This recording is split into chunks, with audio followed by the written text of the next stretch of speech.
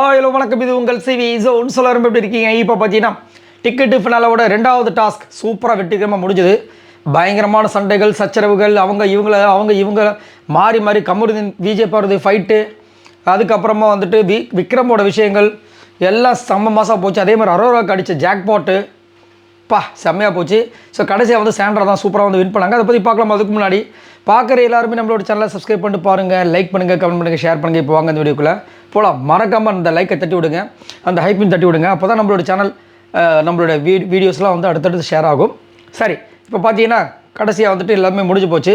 கடைசியில் 3 பேர் இருந்தாங்க, நம்ம சாண்ட்ரா, அதுக்கப்புறம் விக்ரம், சபரி. சாண்ட்ராக்கு வந்து சரியான ஒரு ஜாக்பாட் என்னென்னா கோல்டன் பால் கிடச்சிது. ஸோ அது மூலமாக வந்துட்டு செம்மையாக அடிச்சு கடைசியில் பார்த்தீங்கன்னா எவ்வளோ அவங்களுக்கு பால்ஸ் இருந்துச்சுன்னா 163 பால். சாண்ட்ரா 163, விக்ரம் 142, சபரி 112, திவ்யா 84, அரோரா 67.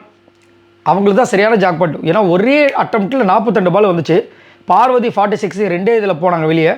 பாவம், ஆனால் ரொம்ப கொடுமை இன்றைக்கி.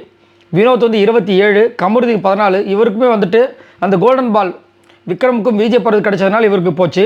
சுபிக்ஷாக்கு வந்துட்டு 14. ஸோ இப்போ வந்து சாண்ட்ரா தான் ஃபஸ்ட்டில் இருக்காங்க.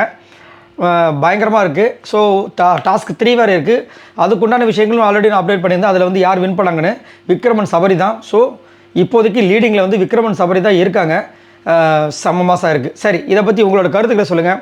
ஸோ இன்னும் ஆக்சுவலாக வந்து 8 டாஸ்க் இருக்குது போல இருக்குது. இன்றைக்கி 2, நேற்று 1, இன்னும் 5 டாஸ்க் இருக்குது போல இருக்குது. அதில் யார் வின் பண்ண போகிறாங்கன்னு தெரியல. இந்த டிக்கெட்டு ஃபினாலாவே யார் வின் பண்ணால் கரெக்டாக இருக்கும் நீங்கள் நினைக்கிறீங்கன்றதை மறக்காம கீழே கமெண்ட்ஸ் பண்ணுங்கள். பாய் நண்பர்களே.